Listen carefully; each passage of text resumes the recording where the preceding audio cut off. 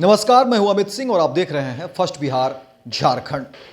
देखिए, बिहार में जिस तरीके से पटना में बीपीएससी अभ्यर्थी द्वारा जो प्रोटेस्ट किया गया और बवाल भी मचा, पुलिसिया लाठीचार्ज भी हुआ, लेकिन अब पूरे मामले पर समझिए कि बड़ी खबर सामने आ गई है। और यह तमाम ऐसे लोगों के लिए भी बड़ी खबर है क्योंकि देखिए, कहा जा रहा है कि आर्थिक अपराध इकाई ने इस पर संज्ञान ले लिया है। तो समझिए, बड़ी खबर आपको बता दें कि देखिए, बीपीएससी अभ्यर्थी द्वारा जिस तरह से प्रोटेस्ट किया गया, फिर तमाम बवाल भी हुए और अब इस पर देखिए कि आर्थिक अपराध इकाई ने संज्ञान ले लिया है। और देखिए, बातें जिस तरह से सामने आ रही है और जिस तरह से बातें कही जा रही है और इस पूरे मामले पर जिस तरह से सोशल मीडिया का इस्तेमाल हुआ और कहा जा रहा है कि सोशल मीडिया ने इसको भ्रामक खबर जो है वह फैलाने का काम किया है। और इसमें जुड़े हुए तमाम ऐसे लोग जो इस तरह की बात जो है भ्रामक बातें कर रहे थे, अब इस पर देखिए कि आर्थिक अपराध इकाई ने संज्ञान ले लिया है और एडवाइजरी भी जारी कर दी गई है।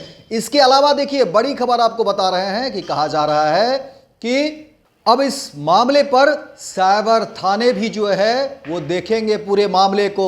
तो समझ लीजिए कि आर्थिक अपराध इकाई का संज्ञान लेना और साइबर थाने भी जो है इस मामले में देखेंगे मामले, जो भी मामले आएंगे। तो बड़ी खबर आपको बता दें, जिस तरह से बिहार में बीपीएससी अभ्यर्थी के द्वारा प्रोटेस्ट किया गया, हालांकि वो तमाम बातें जो बीपीएससी अभ्यर्थी थे वो कह रहे थे कि बीपीएससी की जो 70वीं प्राथमिक परीक्षा है उसमें नॉर्मलाइजेशन नहीं होने को लेकर के वो प्रोटेस्ट कर रहे थे कि नॉर्मलाइजेशन जो है, जिस तरह से बातें आ रही थी कि बीपीएससी जो है इसमें नॉर्मलाइजेशन ला रही है, तो छात्र का कहना था कि नहीं, नॉर्मलाइजेशन जो है नहीं हो। और छात्रों की अपनी अलग मांग भी थी, लेकिन इस पर पूरा बवाल भी हुआ। पटना में जिस तरीके से बवाल काटा गया और इस पर बयानबाजी भी हुए, तमाम तरह की बातें हुई, राजनीति भी हुई। और अब इसमें देखिए कि आर्थिक अपराध इकाई ने संज्ञान लिया है और एडवाइजरी भी जारी कर दी गई है। वहीं अब कहा जा रहा है कि पूरे मामले को साइबर थाना की तरफ से भी देखा जाएगा।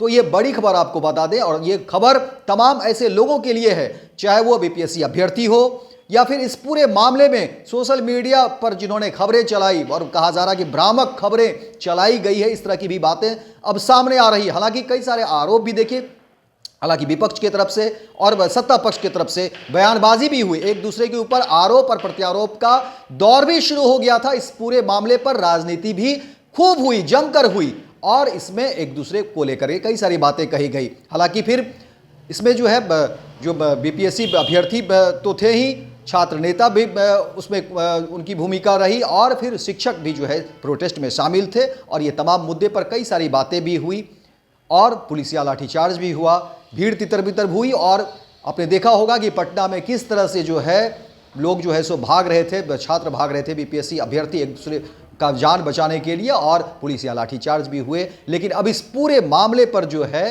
देखिए, कहा जा रहा है कि आर्थिक अपराध इकाई ने संज्ञान ले लिया है। तो ये बड़ी खबर आपको बता दें। और वहीं कहा जा रहा है कि साइबर थाना की तरफ से जो है ये चीज़ें देखी जाएगी।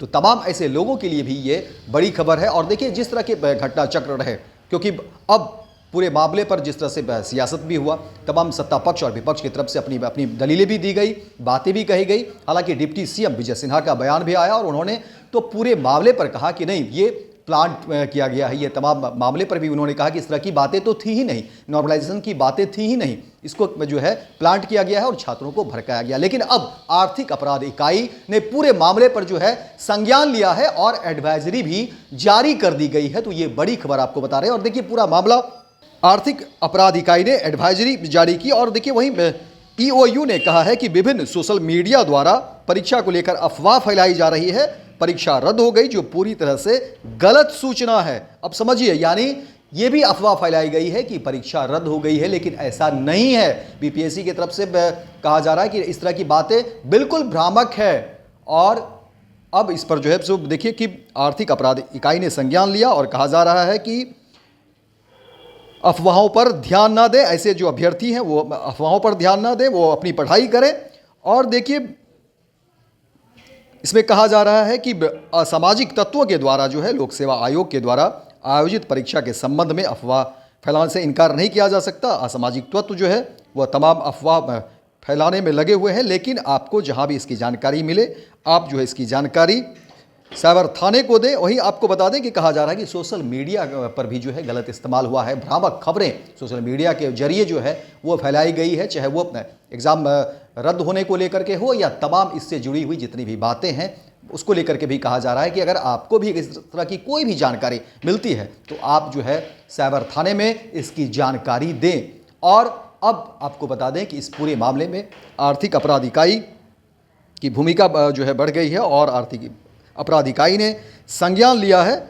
और अब कहीं न कहीं इन सब चीज़ों को लेकर के जो बातें सामने आ रही है उसमें कहा जा रहा है कि संयुक्त बीपीएससी की जो परीक्षा है उसमें सुरक्षा के मामलों पर सावधानी बरतने की आवश्यकता को ध्यान में रखते हुए ये एडवाइजरी जारी किया गया है। और वहीं कहा जा रहा है कि कुछ ऐसे जो महत्वपूर्ण बिंदु है उसको ध्यान में रखते हुए सावधानी बरतने की आवश्यकता है। और कहा जा रहा है कि अगर इन परीक्षा से संबंधित प्रश्न पत्र, उत्तर पत्र उपलब्ध जैसे किसी भी व्यक्ति परीक्षार्थी को फर्जी कॉल या सोशल मीडिया, ईमेल पर ऐसे मैसेज आए और पैसे की मांग करे तो सतर्क हो जाएं और इसकी सूचना तुरंत नज़दीकी थाना साइबर थाने में दें। यदि इस परीक्षा से संबंधित अफवाहजनक भ्रम फैलाने का मैसेज प्राप्त हो तो इसे किसी दूसरे लोगों को ग्रुप में फॉरवर्ड ना करें।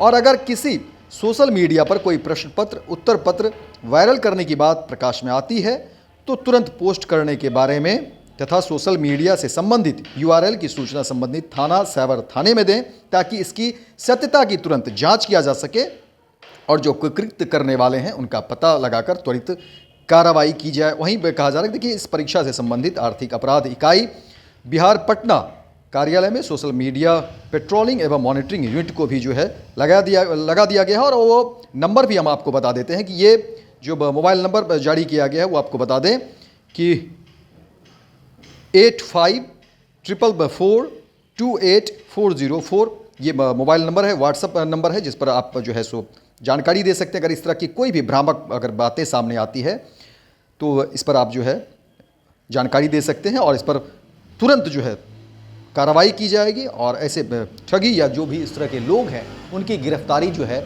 सुनिश्चित होगी। तो देखिए इस तरह से जो बीपीएससी अभ्यर्थी को लेकर के जो मामले सामने आए और जो जिस तरह से घटनाएं घटी, जो बवाल मचा पटना में, अब उस पर जो है तमाम सियासी जो हलचल हुई वो तो हुई ही, लेकिन अब आर्थिक अपराध इकाई ने संज्ञान लिया और अब कहा जा रहा है कि नहीं, अब इस तरह की जो भ्रामक खबरें अगर कोई फैला रहे हैं इसकी भी जानकारी अगर आपको है तो आप इसकी जानकारी जो है आप दीजिए और नज़दीकी थाने से संपर्क करिए और इस पर तुरंत त्वरित कार्रवाई की जाएगी। तो फिलहाल इस खबर में इतना ही, दीजिए इजाज़त, लेकिन दिन भर की तमाम खबरों को देखने के लिए आप देखते रहिए फर्स्ट बिहार झारखंड।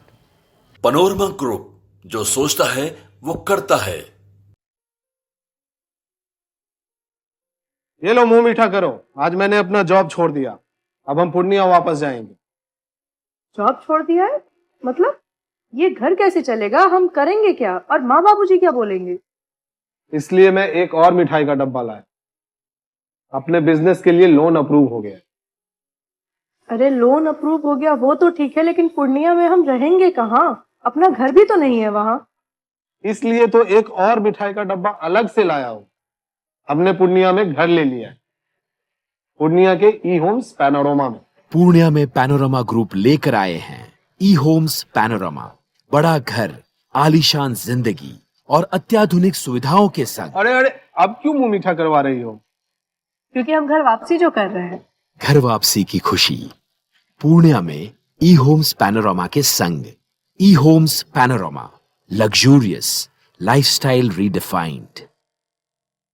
भारतीय जनता पार्टी का सदस्य बनने के लिए 8800002024 पर मिस्ड कॉल करें। निवेदक, भारतीय जनता पार्टी बिहार।